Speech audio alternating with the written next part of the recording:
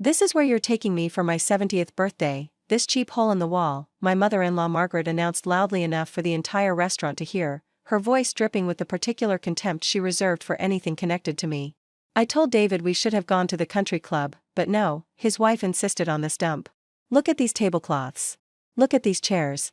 My book club wouldn't be caught dead here." My husband shifted uncomfortably beside me while the other diners glanced our way with secondhand embarrassment, and I maintained the serene smile I'd perfected over 8 years of marriage to her son. But why did I simply nod and promise to speak with the manager, and why did Margaret's confident expression collapse into confusion when the executive chef emerged from the kitchen, kissed my cheek, and asked, "What do you want me to do, boss?" "There seems to be a complaint about the service," I said calmly. "Mrs. Patterson is unhappy with her experience." Chef Antonio Reyes looked at Margaret with professional concern. "I'm so sorry to hear that. What can we do to make your evening more comfortable, Mrs. Patterson?" Margaret was staring between us, processing the kiss, the title, the deference. "Boss," she repeated. "Did he just call you boss?" "He did." I gestured to the elegant dining room around us, the subtle lighting, the carefully curated artwork, the tables spaced for intimate conversation. "Welcome to Luminera, Margaret. My restaurant. The cheap hole in the wall, you've been eating it every month for 3 years without realizing who owned it." The color drained from her face. "That's impossible. You can't, you work at that little catering company. I own a hospitality group. 3 restaurants, a catering division, and a culinary consulting firm." I smiled. "The little catering company you've been dismissing for 8 years is worth approximately $12 million. This location alone has 2 Michelin stars."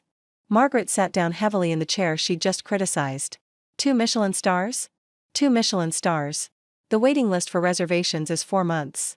Tonight, your entire party of 16 is eating for free, because I wanted my mother-in-law to experience something special for her 70th birthday. I paused. Though I'm starting to reconsider the free part. The history between Margaret and me stretched back to the moment David had introduced us.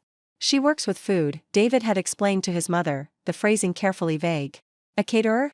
Margaret had asked, her tone suggesting caterers ranked somewhere between house cleaners and the people who collected garbage. "Something like that." The conversation had established the dynamic that would persist for 8 years. Margaret had decided I was beneath her son, a working-class girl with a service industry job, unworthy of joining the Patterson family of lawyers and physicians. I hadn't corrected her misconception. Partly because David and I had agreed to keep my business separate from family politics. Partly because Margaret's disapproval was so comprehensive that accurate information wouldn't have changed it. Partly because, if I was being honest, watching her unknowingly enjoy my restaurants for years had its own satisfaction. Luminera had been my second restaurant, opened 5 years into our marriage. The first, a small farm-to-table concept called Harvest, had established my reputation in the local food scene. When it received critical acclaim and began generating substantial profit, I'd expanded into fine dining with Luminera. The restaurant had been an immediate success, innovative tasting menus, locally sourced ingredients, a wine program that attracted serious collectors. Within 2 years, we'd earned our first Michelin star. The second had followed 18 months later. Throughout this success, Margaret had remained oblivious. She'd eaten at Luminera 7 times that I knew of, always for book club dinners or ladies' lunches. She'd praised the food, the service, the atmosphere, while simultaneously disparaging my career to anyone who would listen. "My daughter-in-law works in food service," she'd tell her friends with condescending pity. "She caters events. It's fine for some people, I suppose." Those friends had often eaten at my restaurants without making the connection. The culinary world and Margaret's social world overlapped without her awareness. Until tonight. David had known about the revelation I'd planned. "Are you sure about this?" he'd asked when I'd proposed hosting Margaret's birthday at Luminera. "She's been insulting my career for 8 years. She's been eating at my restaurants without acknowledging their quality because acknowledging it would mean acknowledging me. Tonight, she'll have to face what she's been dismissing. She'll be humiliated. She's spent 8 years humiliating me. A single evening of realization seems proportionate. What if it damages the relationship permanently?" "What relationship?" "She tolerates me because you married me. She doesn't respect me, doesn't value me, doesn't see me as part of the family. Maybe this will change something. Maybe it won't. But I'm done pretending not to notice her contempt." David had agreed reluctantly, understanding my frustration even as he worried about the fallout. The birthday dinner proceeded with an atmosphere of stunned recalibration. Margaret's 15 other guests, sisters, cousins, longtime friends, had also been unaware of my connection to Luminera. They'd chosen the restaurant for Margaret's celebration based on its reputation, never connecting it to the daughter-in-law Margaret consistently dismissed. "You own this place?" Margaret's sister Barbara asked, looking around with new eyes. "I do. Along with 2 other restaurants and a catering company. But Margaret always said you worked at a little catering business." Margaret says many things that aren't accurate. It's not my responsibility to correct every misconception she chooses to maintain. Margaret herself had recovered enough to speak. "Why didn't you tell me? You never asked. You decided within 5 minutes of meeting me what I was worth, and you've never updated that assessment." I sat down at the head of the table, my table, in my restaurant. Every time I tried to discuss my work, you changed the subject or made dismissive comments. Eventually, I stopped trying. I would have been interested. Would you? When I mentioned opening my second location, you said, "That's nice," and asked David about his cases. When I won the Rising Chef Award, you didn't respond to the email I sent. When this restaurant received its first Michelin star, you told David it was a shame Vivian can't find a more stable career. I didn't know. You didn't want to know. That's different. The courses arrived throughout the evening, each one more exquisite than the last. Chef Antonio had designed a special tasting menu for the occasion: delicate amuse-bouches, perfectly composed salads, proteins cooked with precision, desserts that balanced innovation with comfort. Margaret ate in silence for most of the meal, her earlier complaints forgotten in the face of food that contradicted every assumption she'd made. "This is extraordinary," Barbara said after the fish course. "I've eaten here 3 times and somehow missed that it was connected to the family." "Vivian prefers keeping her professional life separate," David said carefully. "We don't advertise the connection. But the quality, Margaret, you've been here before. Surely you noticed." "I noticed the food was good." Margaret's voice was stiff. "I didn't know my daughter-in-law was responsible." "Would it have mattered?" I asked. "Would you have praised the restaurant less if you'd known I owned it?" Margaret didn't answer. We both knew the answer was yes. The cake was served after the entrees, a custom creation from my pastry chef, layers of dark chocolate and raspberry with edible flowers spelling, "Happy 70th." "This is too beautiful to eat," one of Margaret's friends commented. "Elena spent 6 hours on it," I said. "She'll be disappointed if you don't destroy it completely." The attempt at levity fell flat with Margaret, though her friends chuckled politely. "I'd like to propose a toast," I said, raising my glass. "To Margaret, on her 70th birthday. May this next decade bring clarity, about family, about value, about the people who've been quietly building something meaningful while being dismissed as unworthy." The words were pointed enough to register without being openly hostile. Margaret's friends shifted uncomfortably. David gave me a warning look. To Margaret, the table echoed uncertainly. After dinner, Margaret asked to speak with me privately. We stepped onto the restaurant's small patio, where carefully maintained plants created an urban garden atmosphere. "You planned this," she said. "This whole evening was designed to humiliate me. I planned a beautiful birthday dinner at one of the city's best restaurants. You humiliated yourself by loudly calling it a cheap hole in the wall, before you even tasted the food, because I didn't know. Because you didn't look. Because you assumed that anything connected to me must be inferior. Because your prejudice against my background blinded you to what was right in front of you. I never said you were inferior. You've implied it for 8 years. Every time you asked about my little catering business with that condescending tone. Every time you suggested David could have done better. Every time you introduced me as my son's wife, without including my name. That's not. It is. I have the memories, Margaret. Every slight, every dismissal, every moment when you made clear I wasn't what you wanted for your son. Tonight was supposed to be a gift, a chance to celebrate your birthday with exceptional food and service. Instead, you chose to insult my work before giving it a chance." Margaret was quiet for a long moment. "I didn't know," she said finally. "I genuinely didn't know this was your restaurant. Would knowing have changed your behavior?" I don't know. That's an honest answer, at least." I looked out at the city lights beyond the patio. "I'm not asking you to love me, Margaret. I'm asking you to see me.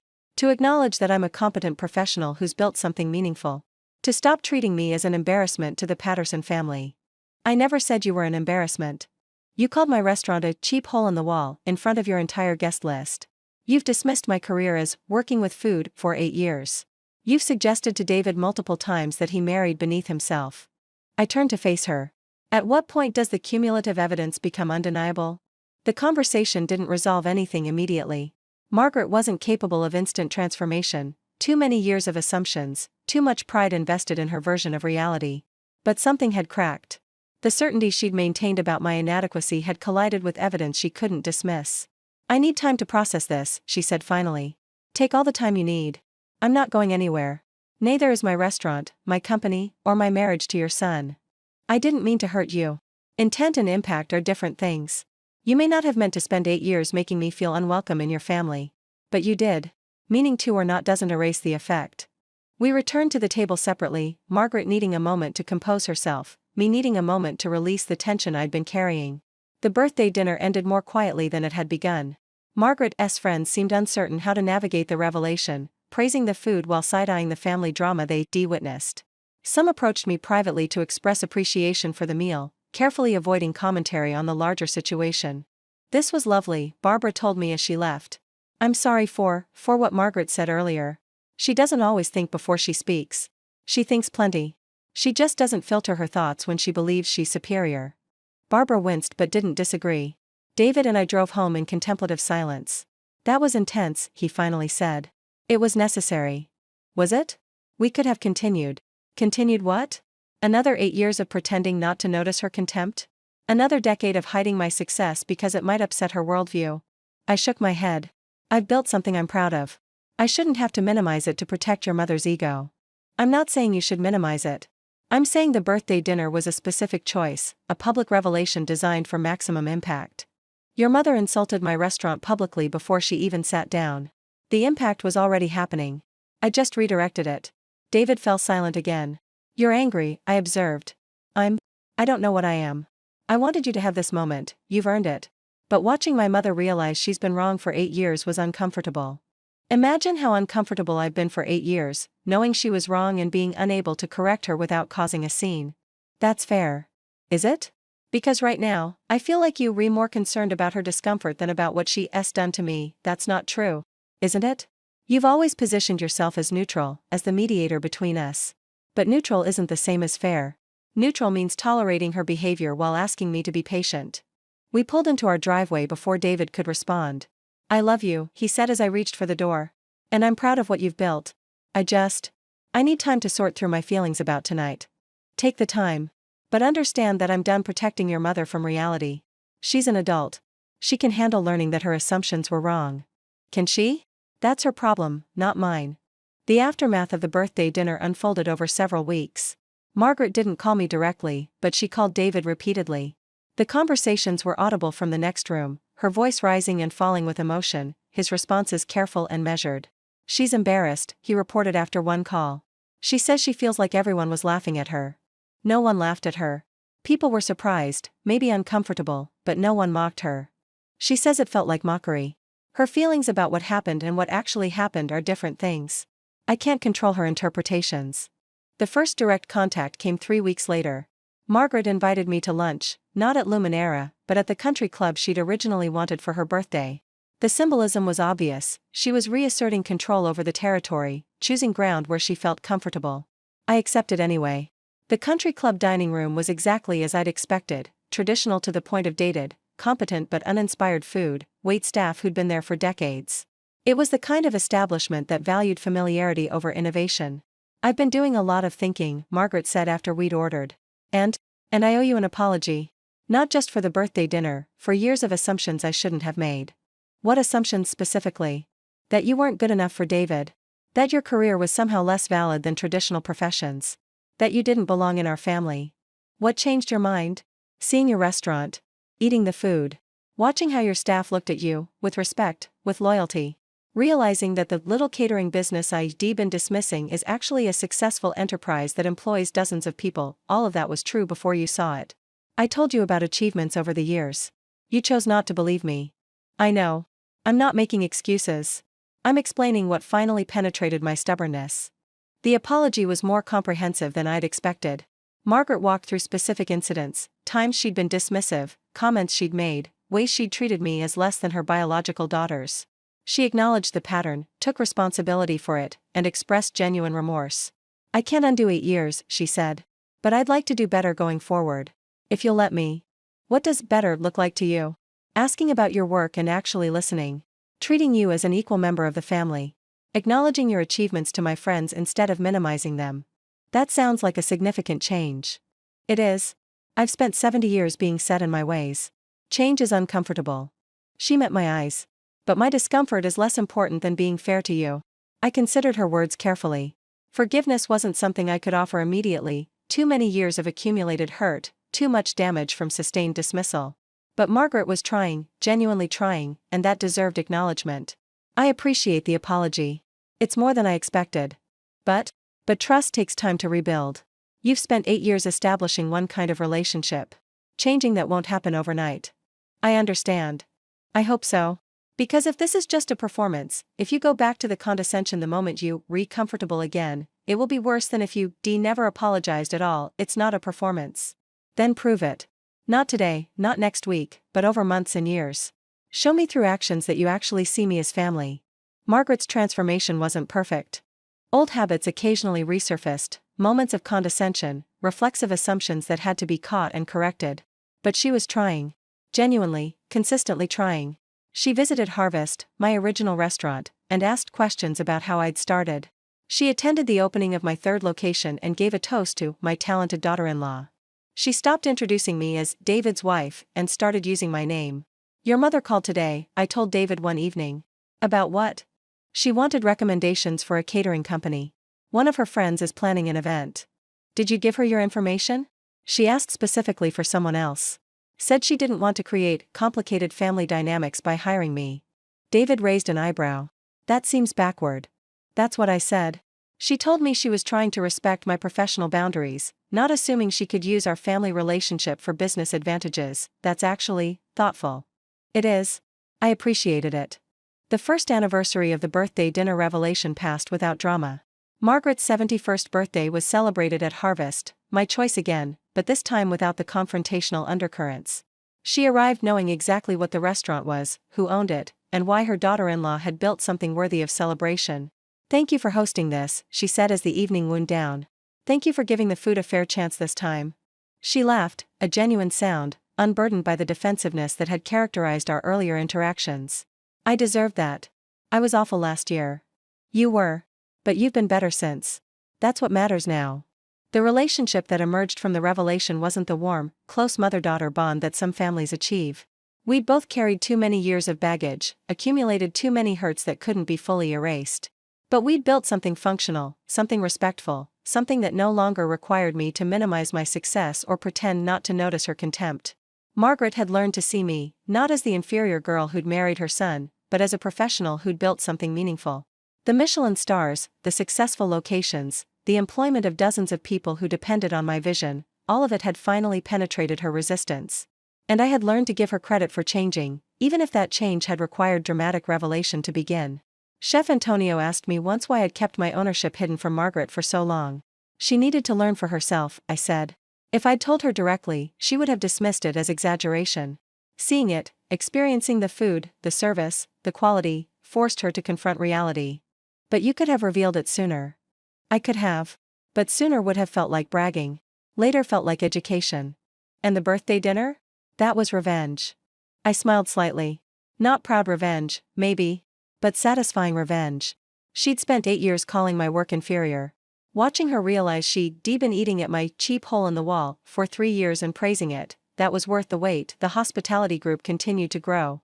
2 more locations opened in the years following Margaret's revelation, a casual concept that made my cooking accessible to more people, and a rooftop venue that became the city's premier event space. Margaret attended both openings as an invited guest, not as an obligation. She brought friends, recommended the restaurants to her social circle, and took genuine pride in being associated with the success. My daughter-in-law owns this place, I'd overhear her telling people. Not my son's wife. Not someone who works with food. My daughter-in-law. Owner. Creator. Family. 8 years of dismissal hadn't been erased by one birthday dinner. But the dinner had created a rupture in Margaret's carefully maintained worldview, a crack through which reality could finally enter. The woman who'd spent years not seeing me had been forced to open her eyes. What she saw had surprised her. What she'd learned about herself had humbled her. And what came after, the apology, the effort, the gradual rebuilding, had created something better than what we'd had before. Not perfect. Not the warm relationship I'd wanted when I married David. But real. Honest. Built on mutual acknowledgement rather than sustained pretense. She called my restaurant a cheap hole in the wall in front of 16 guests at her own birthday dinner. She demanded to speak to the owner about the disgusting service. When the chef came out and called me boss, when I revealed that I'd owned this 2 Michelin-star establishment for 3 years while she ate here unknowingly, when the daughter-in-law she dismissed as working with food turned out to be a $12 million hospitality entrepreneur, her world shifted. 8 years of assumptions collapsed in one evening. She'd been enjoying my cooking, praising my restaurants, celebrating at my venues, while simultaneously dismissing my career to anyone who would listen. The revelation wasn't kind. It was necessary. And what came after, the apology, the effort, the gradual recognition that I'd always been more than she allowed herself to see, was worth the 8 years of waiting.